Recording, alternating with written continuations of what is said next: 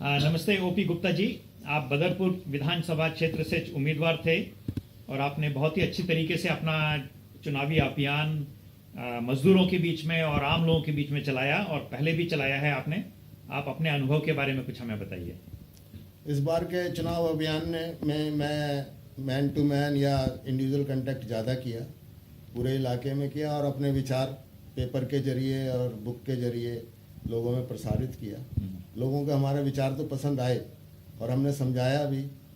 तो ज़्यादा अभियान में मेरे को ये भी नज़र आया कि लोग वोट के लिए कुछ पैसा भी मांगते हैं और दारू भी मांगते हैं। वो हम बिल्कुल हाथ जोड़ देते थे कि हमारे पास ये नहीं है। आप उन लोगों को मैं ये कहता था कि हमारा विचार आपको ये है, पसंद आता है तो वोट दीजिए, अगर नहीं इसको अच्छा लगता है, आपको समझते हैं कि और लोग अच्छे हैं तो उनको दीजिए। हम तो ये चाहते हैं कि बिना धन बल के और राजनीति में अच्छे लोग आए। हमारा ये छोटा सा प्रयास है, इसमें एक दिन हम सफल जरूर होंगे, ये मैं लोगों को कहता हूँ। आप क्या सोचते हैं, मतलब धन बल का प्रभाव कैसे दूर किया जा सकता है? धन बल का प्रभाव जो आज के राजनीतिक सिस्टम में है वो तो दूर करना अभी नियर फ्यूचर में पॉसिबल मुझे नहीं लग रहा है। और एक तो हमारे यहाँ लोगों का एजुकेशन जब तक सही नहीं होगा, क्योंकि हमारी सरकारें मैं देखता हूँ ये चाहते हैं कि लोग बहुत ज़्यादा ना पढ़ें, अपने प्राइमरी 8वीं तक फ्री स्कूल के बहाने उनको दे के एजुकेशन, लोग आगे एजुकेशन में ना जाएं। तो उनकी जो ज्ञान को कुंठित किया हुआ है और वो ज्ञान आगे वो सोच नहीं पाते हैं, उसका प्रभाव है कि धन बल का असर आ जाता है।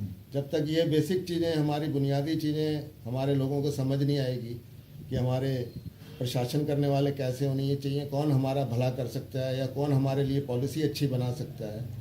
जो ये सरकारें पार्टियों की हैं, ये मैं समझता हूँ इनमें पूंजीपतियों का धन बल का प्रयोग रहता ही है और ये उन्हीं की बात सुनेंगे, उन्हीं की पॉलिसी बनाएंगे।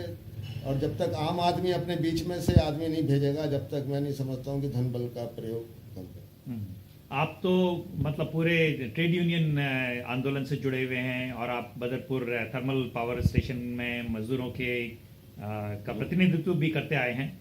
तो ये चुनावी जो अभियान होता है उसमें मजदूरों की क्या भूमिका होती है? अच्छा है कि जब मजदूरों का मेरा ये अनुभव रहा है कि ट्रेड यूनियन के लिए तो मजदूर इकट्ठा होकर लीडर को सपोर्ट भी करेगा, ये करेगा, सब कुछ करेगा।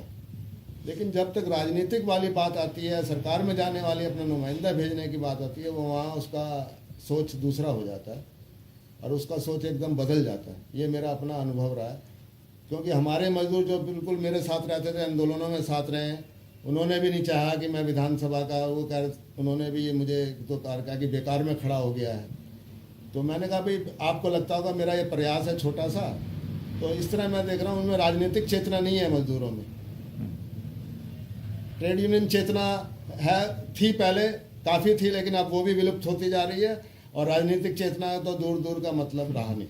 तो आपके आगे का क्या है?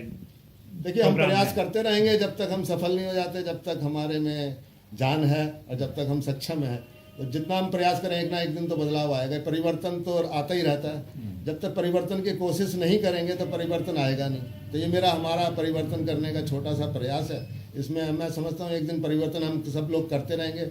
मेरे को सफलता ना मिले, आगे मैं शुरू करूँगा तो कोई दूसरा भी शुरू करेगा। बहुत अच्छा, थैंक यू वेरी मच। आपको शुभकामनाएं हमारी आगे के लिए। धन्यवाद।